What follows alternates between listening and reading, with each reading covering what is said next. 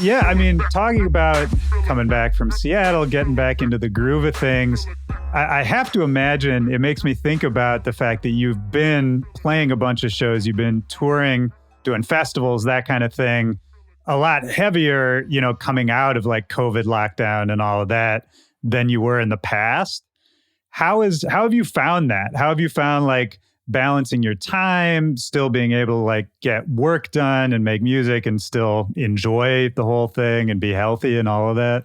I mean, wow, what a portal COVID was. I mean, before shows to me looked like pulling up to a warehouse in downtown LA with one thumb drive and playing for 13 people who were behind me.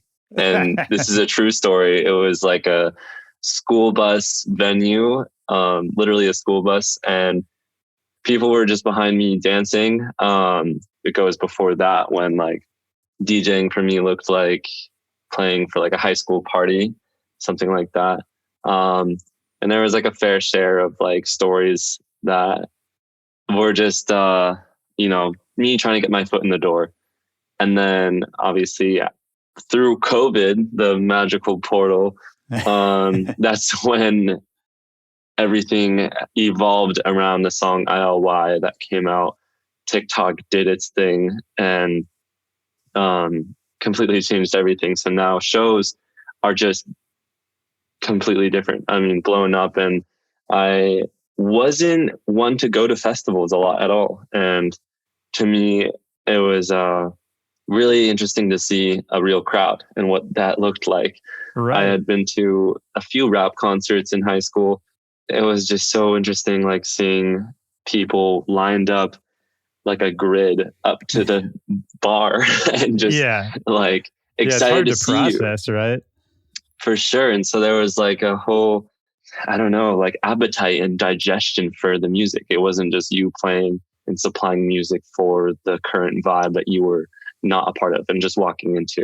So I've been able to keep up. I think it's just been a huge learning experience, the first handful. I just came out of Miami Music Week, which I played around, I think, 7 shows in 5 days. Yeah. So that was a huge just binge of shows, and that I got over this mound of nerves. And so I can now walk up into like a venue or a show and just have this confidence that I didn't have before. And I think every artist like getting into the whole performance, there's a steep learning curve, but then once there's the steep part, it's just kind of downhill and everything is ease. And so I'm happy to say that I'm now like kind of getting into the groove of everything, but it was definitely like nerve-wracking at first. Well, I can imagine, man, because there's probably a lot of expectations either that you put on yourself or that, people who are fans of your music have for you that, performing live, that's one of those things you can't get good at it until you just do it a bunch of times, Yeah. And so there's kind of no cheat code to just be ready for it, Yeah, unless you have like a pre-recorded set. Just well, you're right. That's literally a cheat code. Yeah. Yeah, I mean, you're absolutely right. Just getting into it is like the first step, and it's the scariest step. What were the nerves about? Was it just about, wanting to put on a good show and feeling that pressure? Or was it, being in front of a crazy amount of people? Where did it come from?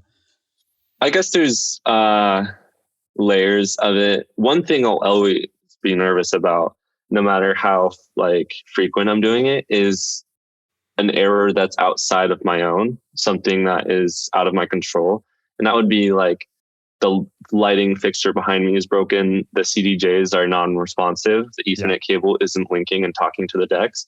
It is just something that's like out of my own control. And that's just something I wouldn't be able to do anything about. And that never goes away.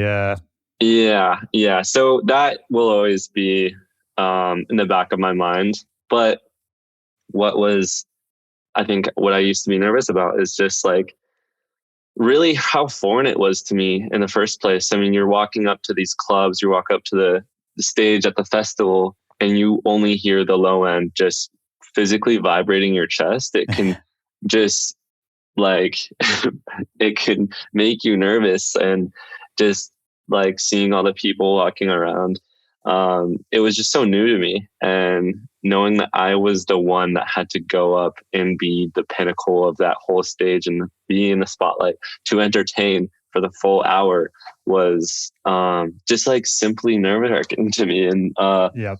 I think early on it was uncertain that people like knew who I was too. I didn't want people to like walk away or like people to not show up in the first place. And so Yep. there was just like it was fear of the unknown to me rather than like a rational fear of like, oh, that guy right there, he has a bounty on me, like something like that. Yeah. All of the people hunting you know where to find Yeah, you. literally.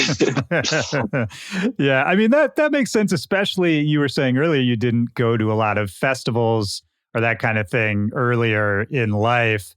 Was there any reason for that? Was that just kind of like it wasn't your scene at the time? Yeah, I think like in general, growing up, I was just kind of introverted. I come from a big family, and so I have 4 older siblings. My sister was catching every festival of the year routine. What was that? Whatever was in Seattle, it's like Bumper Shoot, Capitol Hill Block Party, or like Paradiso over at the Gorge. She was very involved, and so not that I went with her to those events, but I don't know. To me, I was just always like simply in my room. I was a huge gamer, so that was just like always playing World of Warcraft or Counter-Strike, or making music. And so just not a crowd guy. yeah, I was just like, that just felt like more like appealing to me. And even with like high school, like I wouldn't like party a lot. I didn't go out. I knew who like the popular kids were and like we were cool with each other, but I wouldn't follow them what they were doing like that weekend. So I think it was a personal thing, like a preference. And so with that, I didn't have a reason to go see this artist. Also, right. And this is still a thing, I'm so naive to who is playing and who is in town. Like right. I'll see on my story and it could literally be like a hologram of the Beatles playing featuring like a undead version of Elvis Presley. And I was like, that's cool. I guess I missed that one. Yeah. I guess I missed that one. Yeah.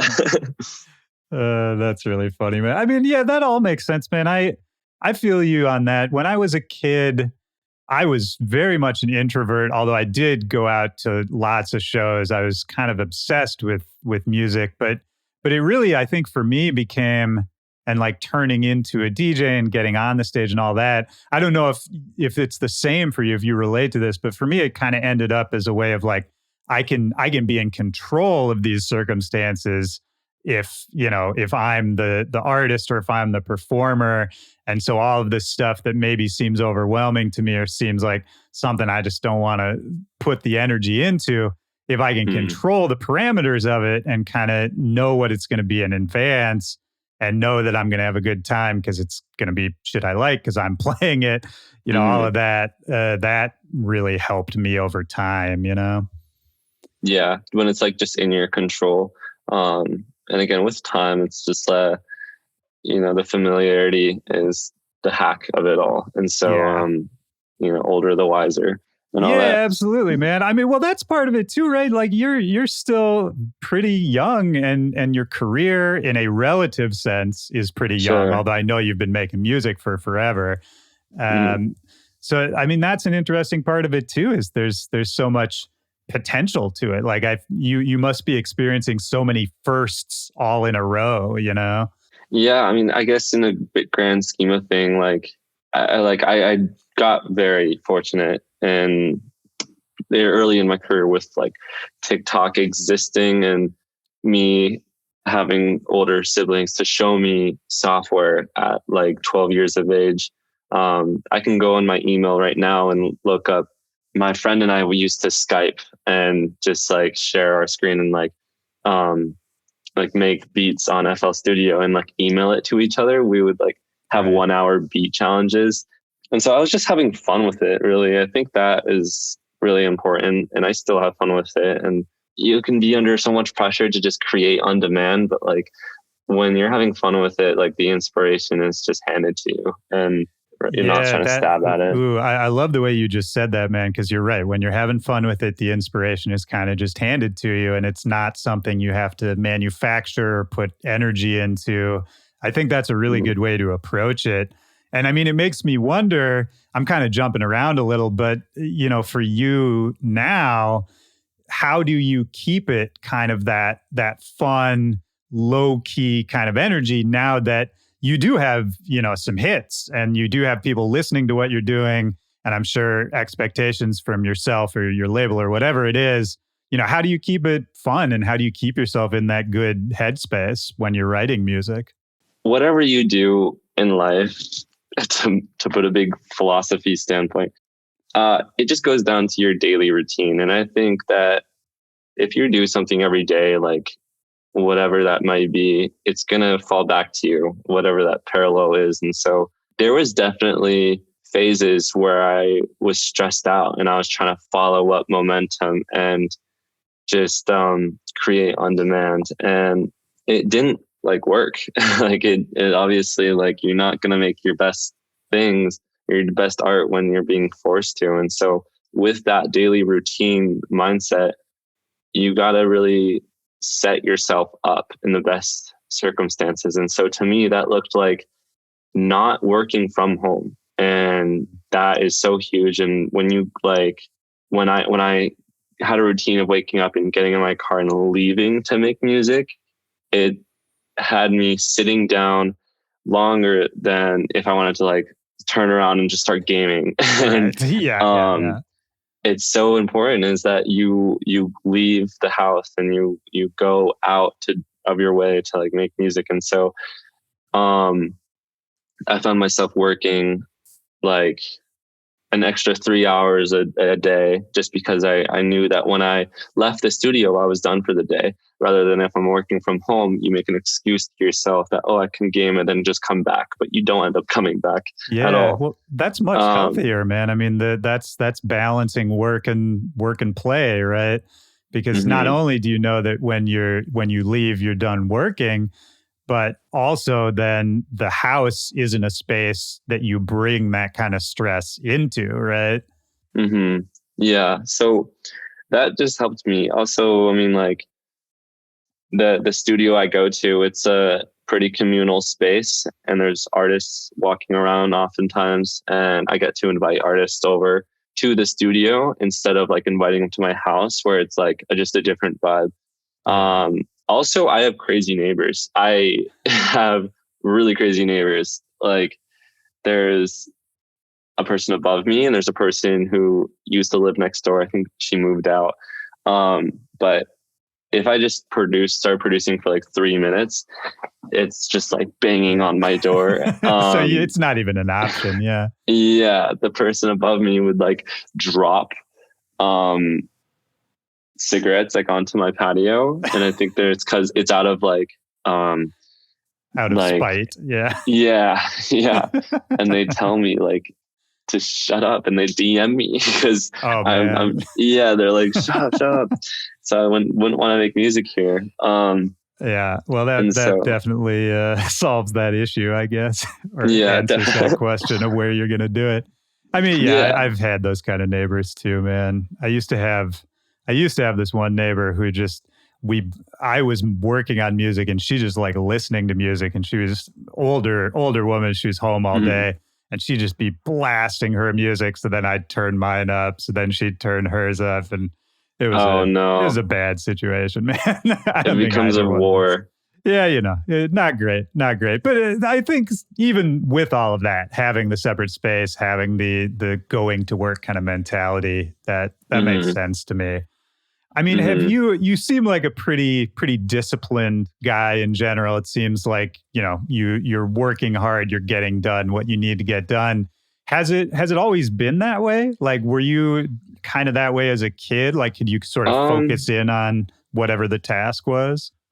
well, I think when it comes to school and something I was made like kind of had to do to keep up. It wasn't always that way. I've always been like pretty distracted, like having this ADD urge to like separate myself from something I had to be focused on to do something that was just more for entertainment. So I think when it like the discipline comes from what my responsibilities are. And so I think if I were to step back from everything, the discipline is just the simple truth. And that is never again in your life are you going to have the opportunity to do what you are now. And like the only moment you have is the present moment. And the present is what you like, the gift of what you get to do with that current moment. And so it's just the reality of everything is that it's all up to you. And it's a scary reality sometimes, but it's not so scary when you are making the most of it. I think my brother once told me that the only way you're going to feel remotely happy in life is if you truly work the hardest you can. And that just, it was like a wake up call to me. The reality is like let's say the year 2030, it's going to come inevitably. The year 2035 and 2040, it will happen. Like the time isn't going to freeze or go back. And so right now, like we're currently painting the picture of what our future will look like and what our present moment will look like then. So like, don't you want it to look like the way you want it to? Yeah. It's good perspective, man. I mean, I don't know. Yeah, no. I know exactly what you're saying. It's really good perspective. I think it's a pretty mature attitude to adopt early on in a life or in a career. I think that's lucky advice that you heard that early on, you know. Sure. And you were saying, was your brother also the person who introduced you to FL in the first place? No. So this brother, he's training to be a pro boxer. He's in the gym every day, just hitting a punching bag. And so it's funny for him to just look back and just text me randomly and be like, I don't know. He's kind of that like, he's funny, man. He would just text me randomly throughout the day and just tell me like, he would like send me a meme or like say like F you randomly, like in a joking way. And then randomly follow up, be like, are you getting gains, bro? Like, are you like doing this? But all out of love. And so with that, he would just be like, did you know that the only way you're ever going to be happy is if you truly work your ass off? So it's just funny like stuff like that. Yeah, he's like that motivational speaker, trainer type kind of. Yeah, I know. Yeah. I kind of know the type you're talking about. Yeah. Yeah. And he's really been through hell, like in his own life. Like he grew up like teased and like grew up, I don't know. He just like through his childhood and his teenage years, he lost like all this weight and got like skin removal surgery like because of all the weight he lost, and then started boxing. And then now he's like sparring people. And it really comes from a place of like his own discipline. And so that's where I look up to him. And he just has all these tattoos, and he has this one tattoo that says "Dance in Fire," and I'm like, that's really cool. But to him, it's like, you have to dance in fire. There's no other way. It's kind of just like if you're going through hell, you got to keep going if you're going through hell. And he's, I mean, there's so much stuff like I can't even talk about, but he's like, I don't know. He's just been disciplined and, well, and that's like real motivation. You know, that's, you know, when you know somebody's been through a lot, at least for me, that's when I can open up and really pay attention to what they have to say, you know, because you know from their experience that they actually know what they're talking about. And I think that's super powerful.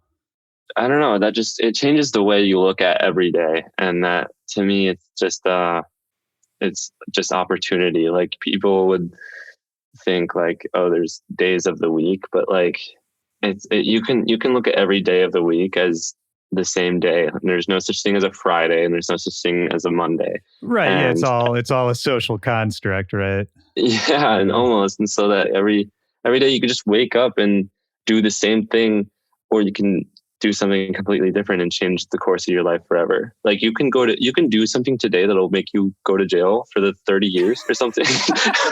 Or let's list all of those things right now. yeah, right now. Or you can, find a piece of information or a piece of inspiration to change your life for the next 30 years in the total opposite side of the spectrum. Yeah, and I know what you mean. And yeah. Well, and what's kind of cool about that concept is, for me, it makes me think about the concept of potential, and that there's always potential. There's, in any moment, anything could happen, right? And so I think, to bring it back to like music and artistry and all that, it's very easy to get in a place where if something's not going your way, or you're not where you want to be, or for whatever reason you're feeling down about what you're doing, to just feel like, well, it's I messed it up, or I'm stuck here, or whatever. But what you're talking about, and what I think is the super inspirational part, is that, yeah, in any given moment, any of that can change. Like, you don't have to be tied to what happened 10 minutes ago, let alone a year ago, Yeah. Forgiving yourself is so important. Like, forgiving just to heal past any sort of like trauma, or get over the last play and focus on the current play. Like in sports, for example, like, right. Like I had a football coach. I played a little bit of football, and he was always saying like, the last play is not what matters. Don't dwell. The most important play of the game is the next one. And there was a podcast with Lewis Hose, and Scooter Braun was a guest on it. And I heard it yesterday. If I can recite what he said, it was incredibly inspirational. But he was saying like, okay, like the Yankees are having for example, this is so, I'll try and butcher this, but the Yankees are having a contest of who can hit a home run, and whoever can hit a baseball over the fence gets like $1 million, like $1 billion, whatever. And all you need to do is hit a home run, and you get as many hits as you want. Someone pitches it to you, and you hit it, and everybody lines up. Some people show up and they see the line way out the stadium. They're like, screw this. They go home. Some people stick around in line for an hour, and then they're like, oh my gosh, I haven't moved at all. And they go home.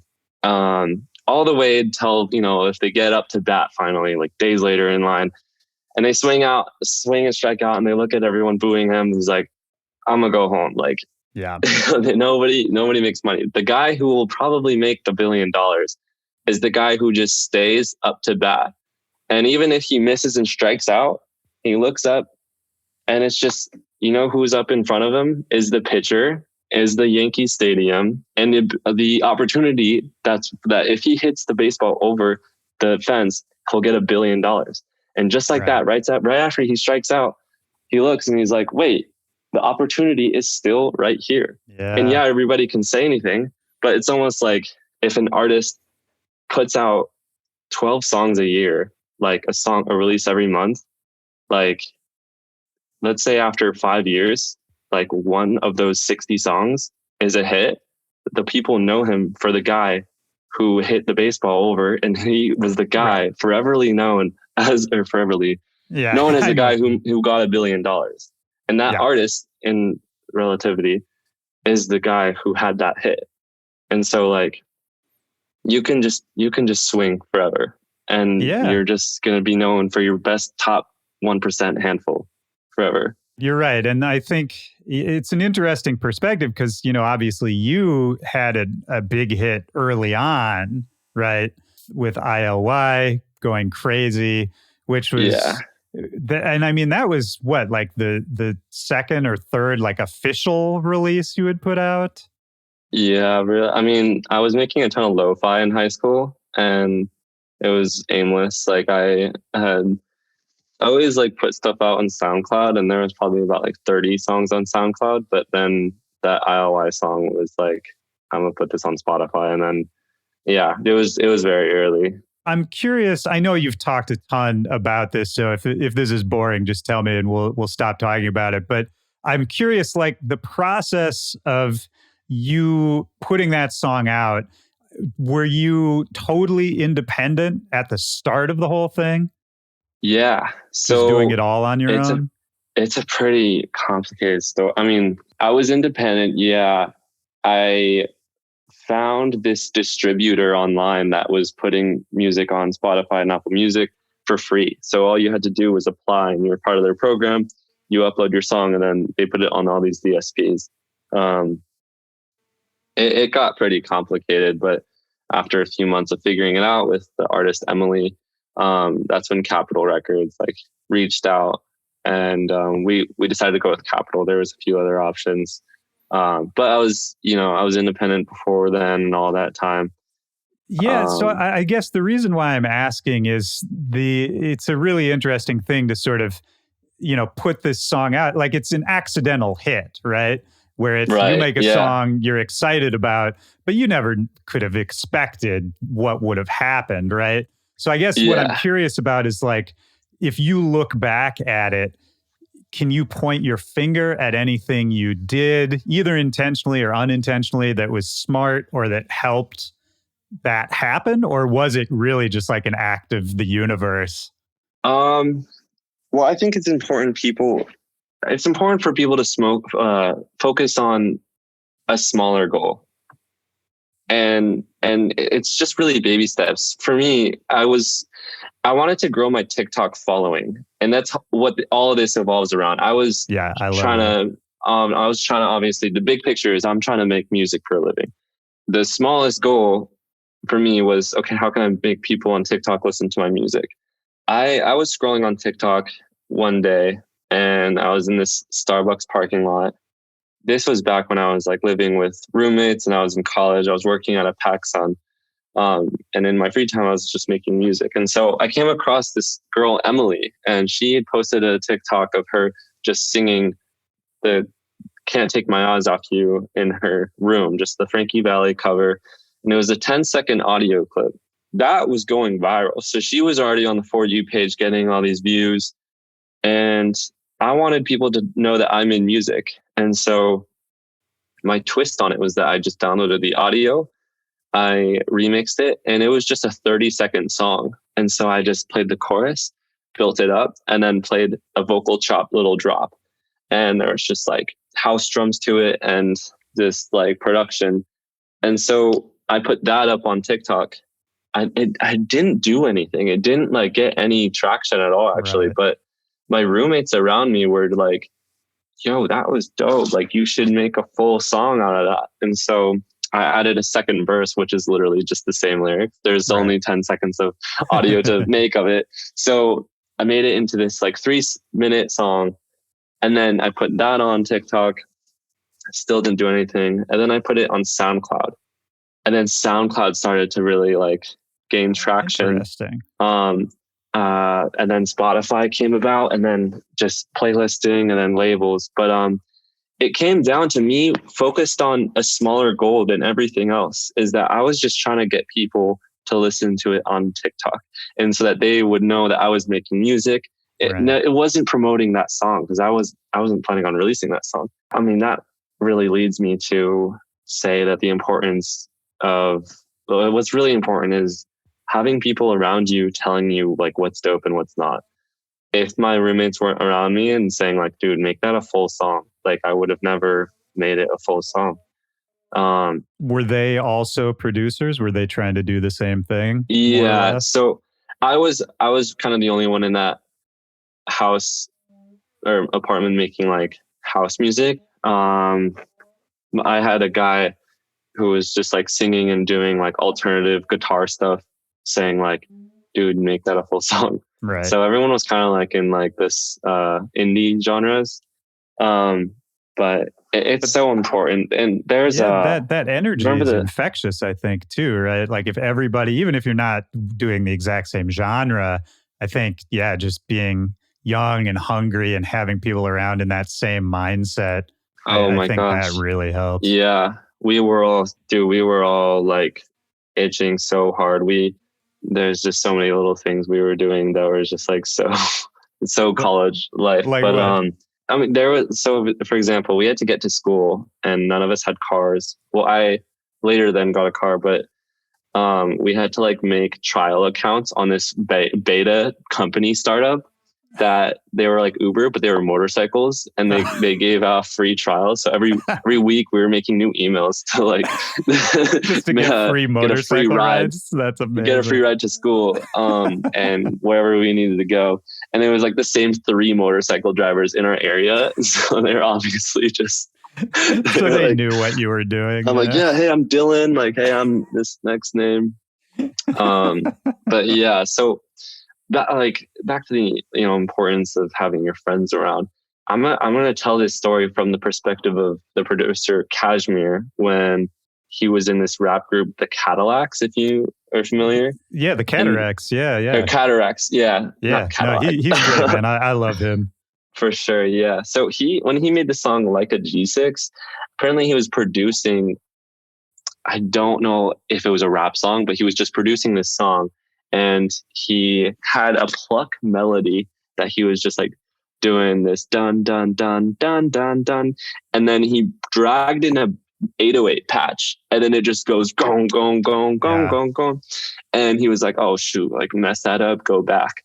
But then everybody behind him in the studio is like, yo, go back to that. And then he would have just continued working on that little pluck melody.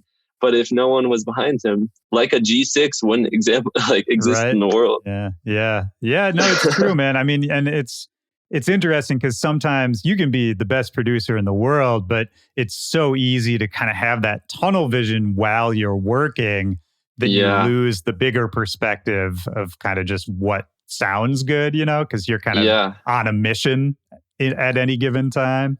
Absolutely. Tunnel vision is so real when it comes to producing and doing something creative. Again, I've been so ADD a lot of my life. And so about a year ago, I saw a psychiatrist and was prescribed medicine to help me focus. And when I tried to sit down, I heard this song and my mind was just going 1,000 places.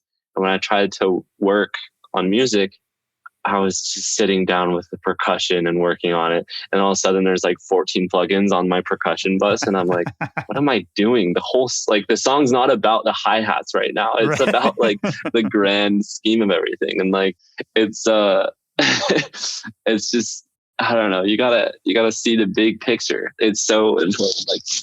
I wish I can produce music every day with a simulated frat and sorority behind me, just so they can just tell me if everything is just sounding good or not.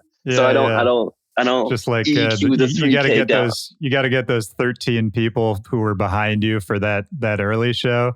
Just hire them to stand behind you all the time. Yeah, exactly. I need to just have that perspective. And it would help me a lot. You gotta, I don't know, walking away from music helps too. Not hearing a project you're doing for 3 days and then sitting back down with it, you're hearing it differently. I haven't smoked weed in 3 years. And the other night I just wanted to hear my music from a different perspective. So I got high, not even just for the purpose of hearing music. Right. And then I was experiment. I was it needs to have this groove for sure. And then the next day I'm okay, it needs this groove. So you were right. That's always the question, right? It's you have the idea while you're, stoned or whatever. And then was it the right choice the next day? Yeah, actually. So the little weird choices were ignored.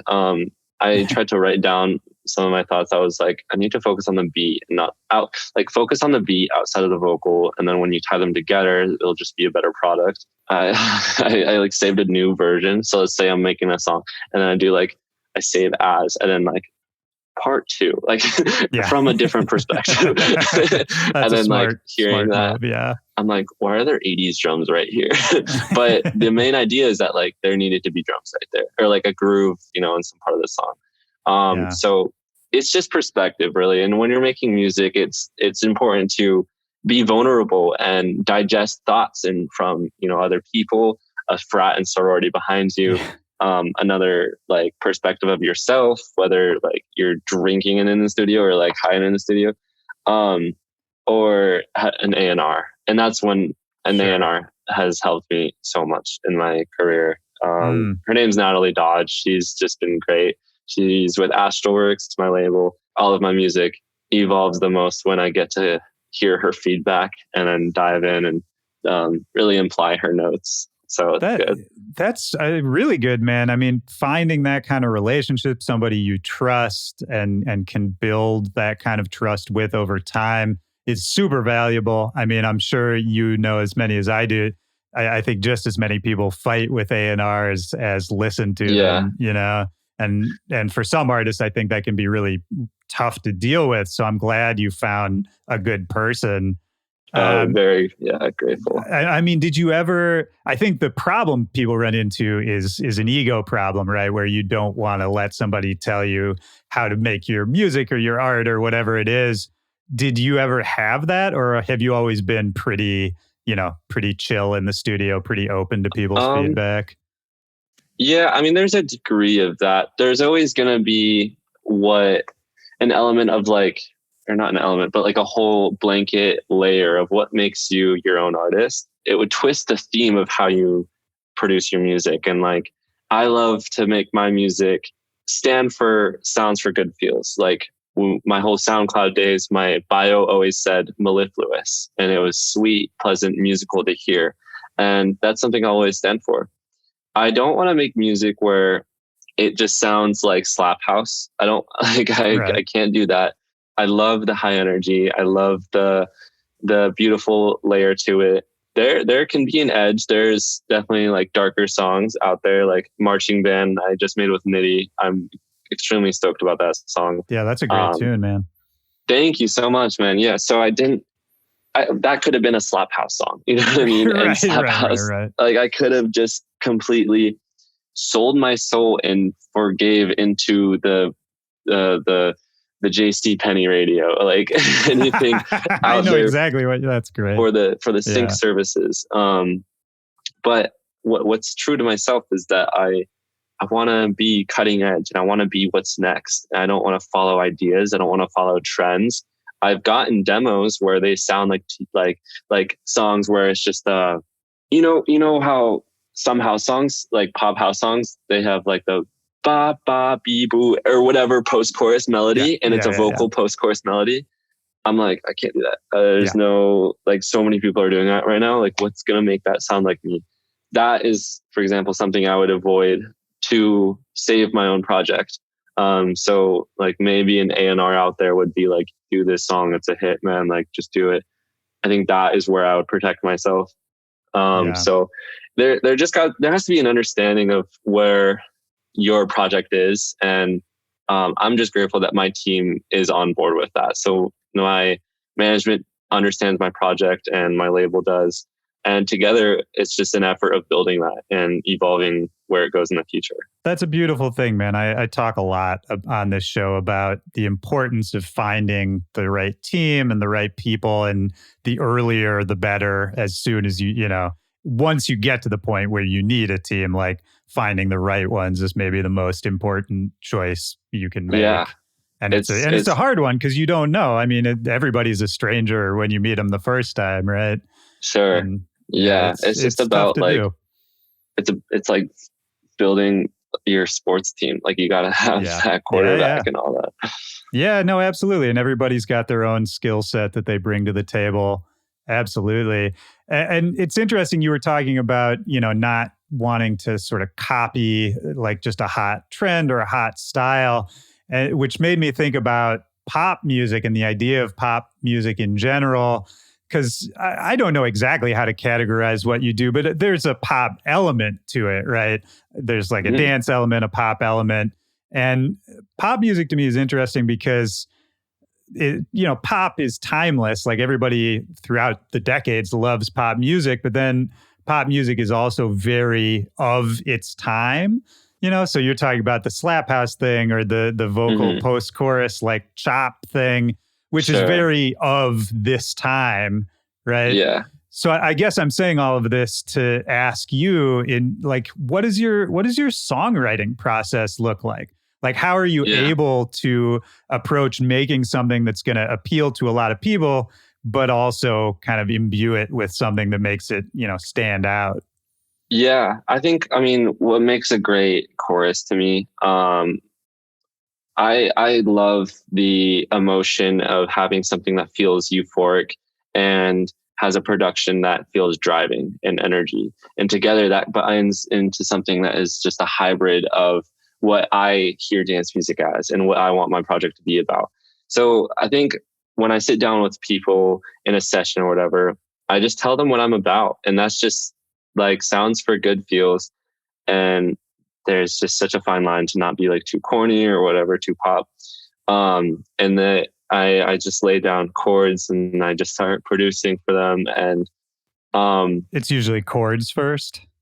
Chords or any ideas I've started, loops, like samples. I have like a lot of texture packs and just I just kind of get something going or whatever. I kind of tell them like how I hear things, and whether that's like, it sounds corny saying this, but like PCH at like dusk, like time of day, you know what I mean? Like you're in like a vintage like Bronco and you have like a bandana on or something like that. Yeah, no, I love that, man. I think visualizing while you're working can be really helpful. I think absolutely. Looking at what you're writing as a soundtrack to like an imaginary scene or a movie or something, I think that can be super helpful. Yeah. The studio I work at has these lights and I always make them like dark purple and like a TV in front. And I put on like driving through the Swiss Alps or like some visual that's cool. eye candy or whatever. And it's important, man. So so when I'm in the room, I kind of then go into references. And there's so many artists I look up to. If you've heard any of the like early Griffin remixes, like Desire remix, the Years and Years, and such a fan of Duke Dumont. He's amazing, yeah, and a lot of Zoo's stuff, and then I asked them, and I kind of asked like I it's important to be vulnerable and kind of ask them like what's cool to you, and maybe they want to write something about like something that's real life to them, or even if I want to write something like that. It's just about like being open and like creating this thing that meets in the middle of all of you guys. But my fair share of it is providing that this is what I'm into, and that's just this euphoric vibe, and it's important to me. I mean, yeah, man, of course, as it should be. And as it should be. Absolutely. And I think what I'm getting from what you're saying is, it's more about kind of a subjective thing where just, whether something sounds like you or not, and that's kind of an intrinsic thing that maybe you don't have to define exactly what you are, what you sound like, but it's just something that it if you hear it, and if you do your job well enough, other people can kind of understand that, Yeah, for sure. There was one demo that came my way, and it was like, regardless, it was a good song. Like I couldn't deny it. I was like, this is really cool. I just like, it just wouldn't make sense. And so a few months later, it goes to this big DJ, and my A&R is like, hey, why didn't you like that song? Like, can you circle back? Like that was totally in your hands, and it was just, the opportunity was there, and I didn't regret anything. I was like, if it didn't feel right, it doesn't matter, and I'm so happy for the rest of my life that didn't make sense to me. And right.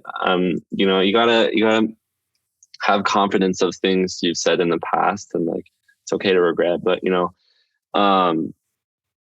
I'm just like, I said what I said. I just don't like, I was like, it didn't make sense to me. That's all. Yeah. And well, that's good. Again, man, that's good. It seems like you've really been able to have a lot of perspective early on, which I think is going to serve you so well for, years and years to come, as far as just knowing who you are and what you want to do with your project. And I don't know, some artists, it could take 10 years to figure that out, Absolutely. Yeah. And I mean, I really do hope that it's something I never get to the top of, and maybe I'm just always going to be evolving, and that if I do reach the top, like it sounds like a boring place. the fun of it all is getting there. And I hope that I never reach Yeah. Man, that's beautiful, man. I completely agree.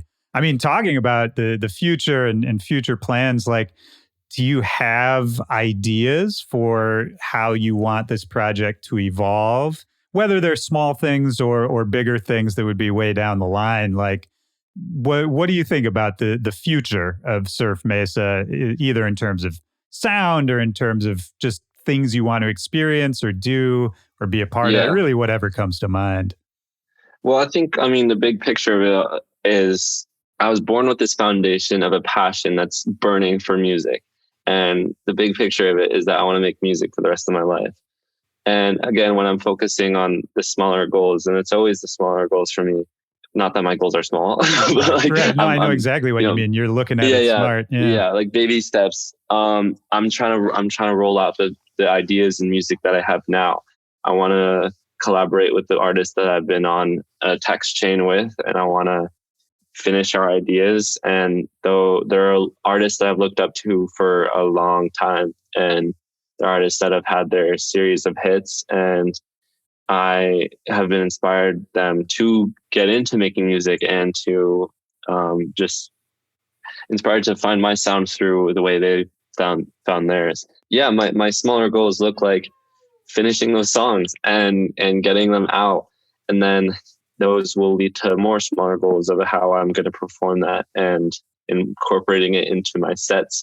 And I wanna make music videos that have a storyline, and I want to bring this visual aspect to it for sure, and that is in my visuals and what my live performance looks like, and just really have I want to like have people digest what I'm about, and that is really important. If you look at Odessa, it's like they are just this crystal ball of, Yeah. like, that's how I think of them. Yeah. And you uh, can't really compare them to something else, right? They're kind of oh just out yeah, on their own island.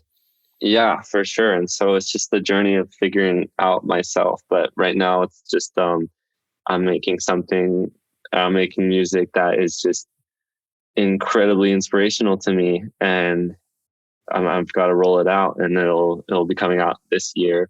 And these artists that I've looked up to and bands that I've looked up to, I'm collaborating with, and it's just it's about those baby steps, because I'd rather have like 100 small successes than one big success, is because those 100 small success will probably add up to 3 or 5 of the big successions. Man, yeah, amen, man.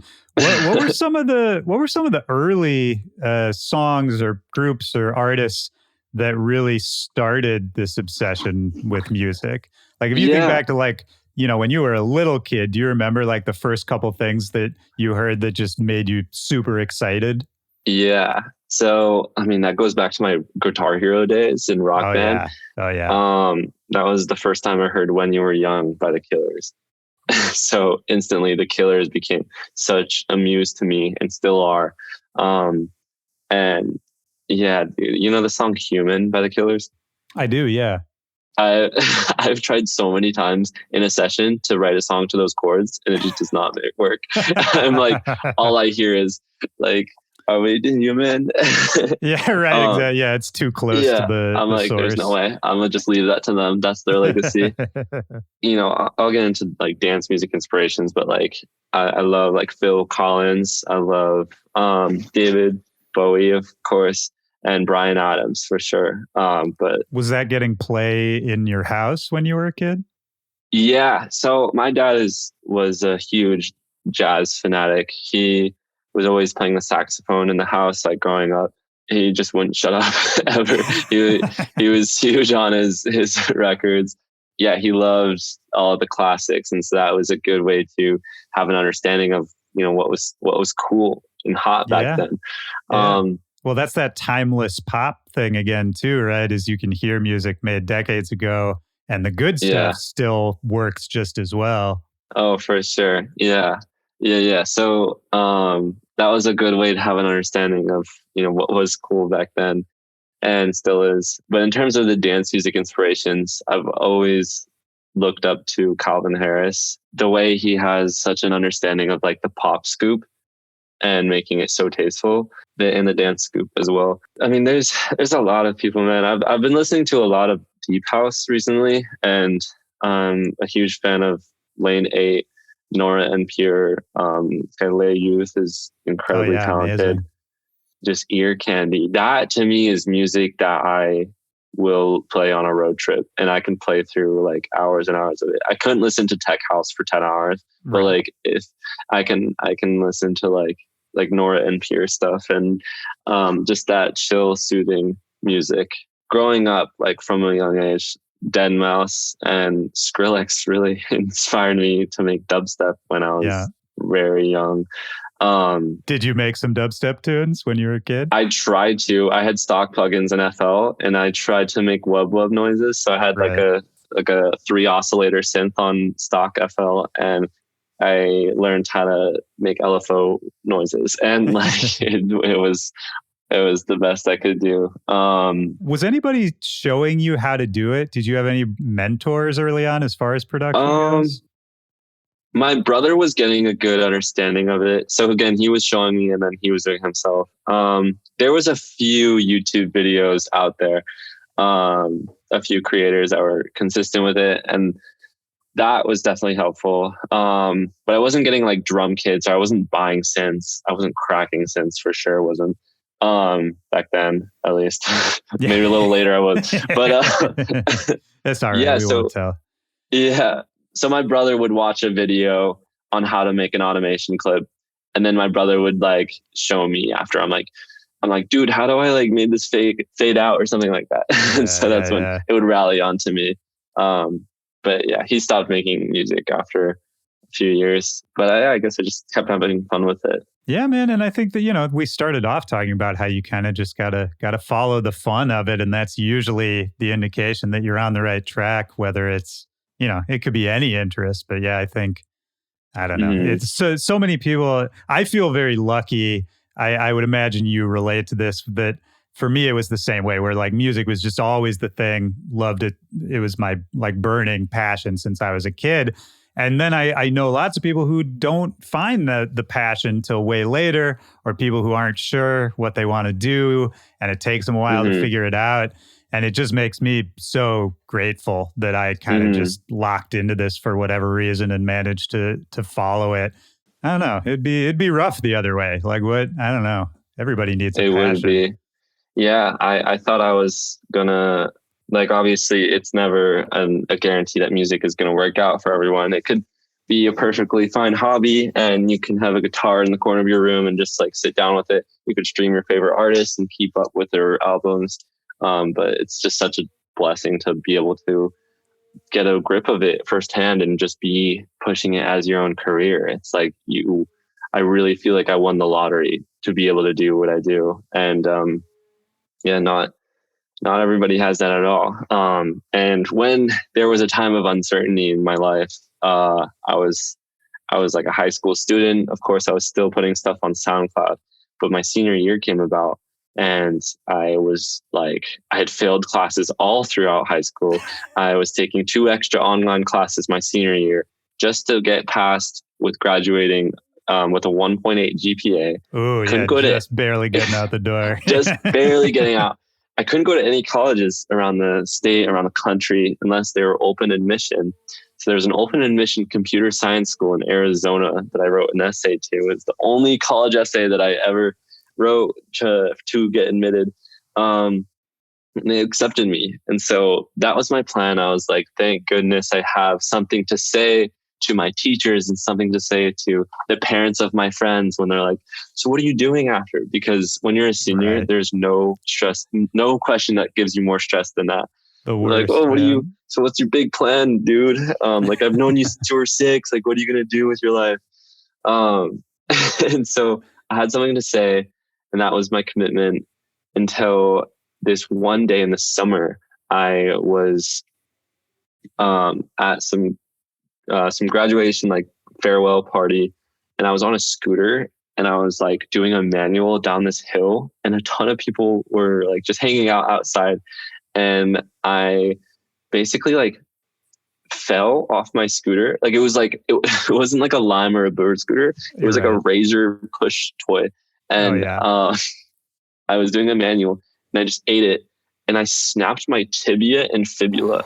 Ooh. It was a compound fracture through both bones in my left shin, and my shin down was helicoptering as I was mid fall, and I had saw it. I'd never broken a bone before in my life, and I gathered my thoughts and I was like, what just happened?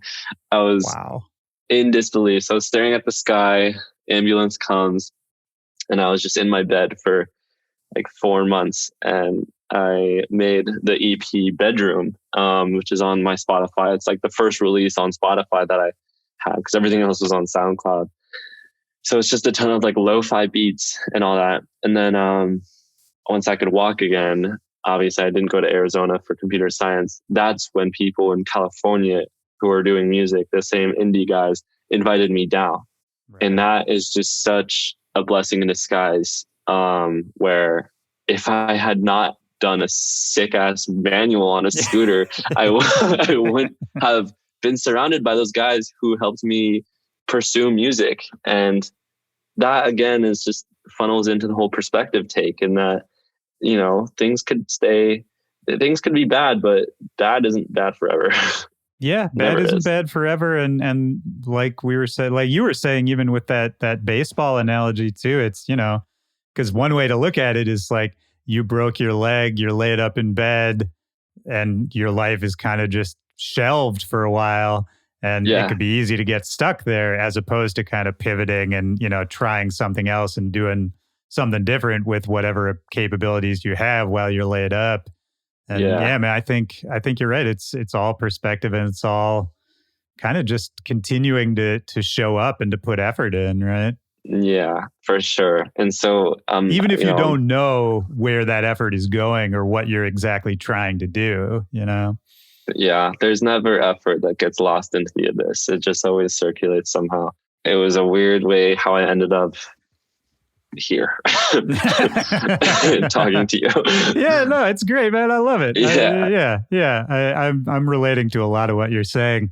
And I'll wrap it up in a second here, but I did want to just mention, because you said you were, you know, coming up in Seattle, and I know more recently you've been hanging out at least a little bit with Diamond Pistols, who's a good buddy of mine, who is also from Seattle. Did you know him out there? Did you guys have any? How did you connect with him? He's like 6 years older than me, so he had graduated and left without me knowing like who he was, until the two of us ended up in LA. And I think there we just had mutual friends. My older sister had like producer friends who knew him. And that's how I got to know him. And I didn't think much of it.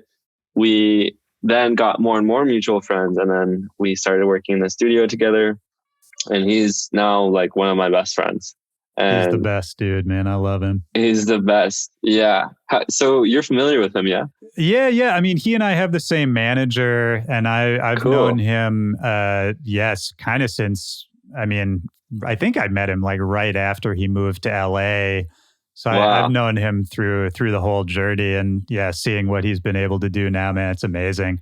I haven't gotten to see him in person for, since before the pandemic, but I miss that guy, man. Yeah, he's great.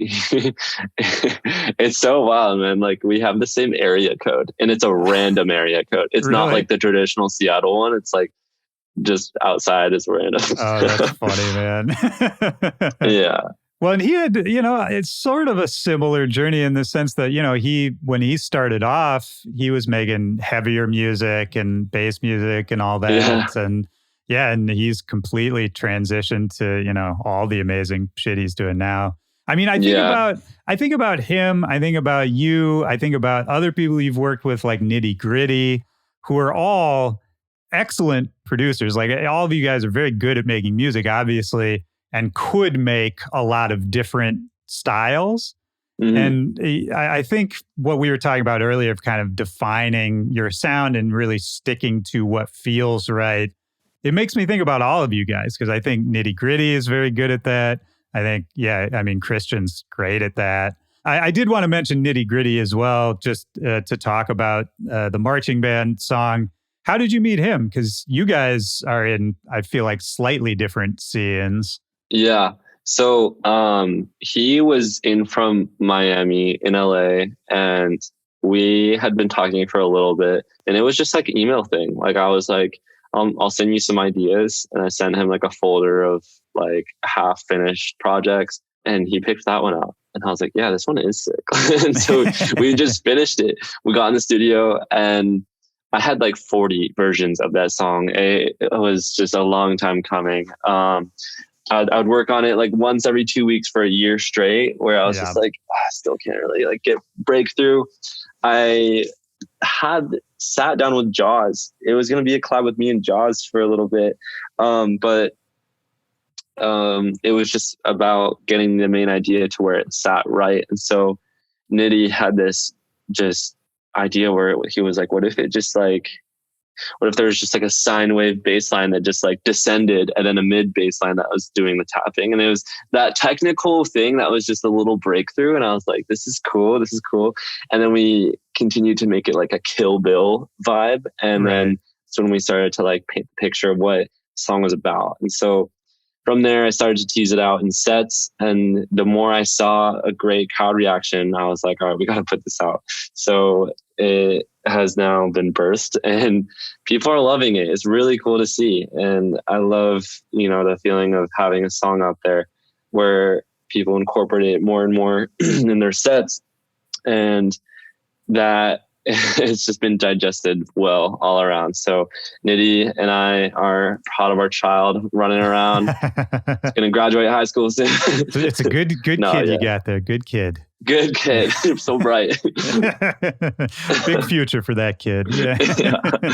Yeah. So it's been fun, man. He's the nicest guy ever. He's so nice. Yeah. Yeah. And he's so fucking fast too. Yeah. In the studio, he's like scary fast. I mean, kind of both him and Christian, I feel like, are scary fast. I've never seen you work. Are you similar? I feel like you're similar. I spaz a lot. Like I only work on FL Studio because there's like no buffer between me and getting the main idea down. So I think like when people are like fluent with their workstation, their DAW, it is just you know all your keybinds, you know all the shortcuts, and then you're hasty with it. So I would say, yeah, I'm fast. And I was going to add again that it's cool. So you mentioned that Christian comes from a bass music foundation. That is how we got into, production and all that. And then he's making alternative music. He's producing a lot for Baby No Money and like rappers and alternative artists. And I think what's so cool about that, and it might be a hot take, but I think people who come from a dubstep world are the best sound designers in music production. At least some of the best. That's not a hot take. You're right on. Yeah. And so if you've seen like Justin Bieber's Justice album, if you go in the production credits, like you'll see like Skrillex and Virtual Riot and a lot of other people not from the dubstep worlds, think like Monsters and Strangers. But Virtual Riot, like you're going to see that. And that is crazy. On the deluxe version, there's a hot Troy Boy feature. I know. Yeah, I saw that. Crazy, man. It's so wild. So it's cool to see that, really. And that's where Christian is thriving. So I'm really happy for him. Obviously, he's just like, one of the closest people to me right now. And it's hard to find that, dude. Hear, man. When you're out really in LA. Yeah. No, that makes me, I didn't know if you guys were super close or whatever. Oh, man. yeah. But yeah, I've known him for so long, man. I have a lot of love for him. Yeah, that's awesome. This whole thing has been great, man. I really enjoyed talking to you. Before I do wrap Likewise. it up, is there anything we haven't talked about? Anything else that's on your mind? Anything else you want to let people know? I'm happy I got to, spill my thoughts and give my like perspectives of everything. Not a lot, man. I'm just excited what I'm working on, and I can't wait to put it out this year. And I hope people care. That's what it comes down to. I think they'll care, man. I think you're doing what you should be doing here. Thank you, man. Yeah, man, absolutely. And thank you for doing this. I'm going to ask you the last question. It's the same question I ask at the end of each one of these interviews. Kind of just like first thing that pops into your head kind of question. Okay. Just looking for a memory, a moment from your life, could be from any time, when in that memory, in that moment, music really had a deep effect on you, really like had a deep impact on you in that moment. And that's meant to be a super broad question. There's not a wrong answer. I don't know. There'd be times where like my parents are fighting and I would just turn up music to like drown out the That's so like sad. But you know, no. That's great, man. Yeah, that's exactly what's intended. Is like, what does it bring up? Yeah. I mean, music can be an escape, right? Music can be a safe place. All of that. For sure. Really. I don't know. There's been times where I'm like, I don't know, man. They're like just completely under the influence of in the back of this car on this road trip. And there was like this song playing and I was so confused by audio, so confused by visuals, and I was so out of it. And so I look up at the dashboard and I'm like, what is happening? What is playing right now? And it was my song. And this was in high school. This is so long ago. And I was like, I don't need to feel like this. And so it was like a turning point where I was just like, I need to live in moderation and enjoy and explore. So that was interesting. It's wild, man. But wait, was it on the radio or was it just like it was playing on an iPod? Bluetooth. Yeah. My friends were playing like one of my mixes. And I was like, this is interesting. It's wild. That's a nice note to end it on, is that, you know, I feel like a thing we kept coming back to this whole time was keeping your perspective, standing firm to just sort of following your passion, following the fun of it, and not getting distracted, right? Which is the hard part. Yeah, definitely. I mean, it's just a gift that we have this passion, and it's a freedom gift more than that to be able to chase it. And when I was deciding what I wanted to do after high school, it's like, if I wanted to have like a safe salary working for computer science and programming for development companies and all that, like that could just be safe. And I would just have a safe thing to say, and safe, you know, it just felt like, here's your comfort zone and you're going to go and stay in there. And then I'm just grateful that what I do is outside of that, and I get to be a pioneer of my own, and that it's something that I'm just kind of on the ride for, and that I'm the first person sitting in the cockpit of it all. So that's what I'm grateful for. I think, and that's what music can be to me. It's that it's the leading factor of my life right now. That's beautiful, man. I don't think we got to say anything more than that. That's a real nice note to end it on. That's great, man. Yeah, thank you so much. Dude, thank you, man. Yeah, this was super fun. I appreciate you taking the time. Of course. Have a great rest of your day. And maybe I'll see you the next time I'm in LA if I'm meeting up with Christian. Sounds great, man. Thank you so much. Yeah. Thanks for having me on.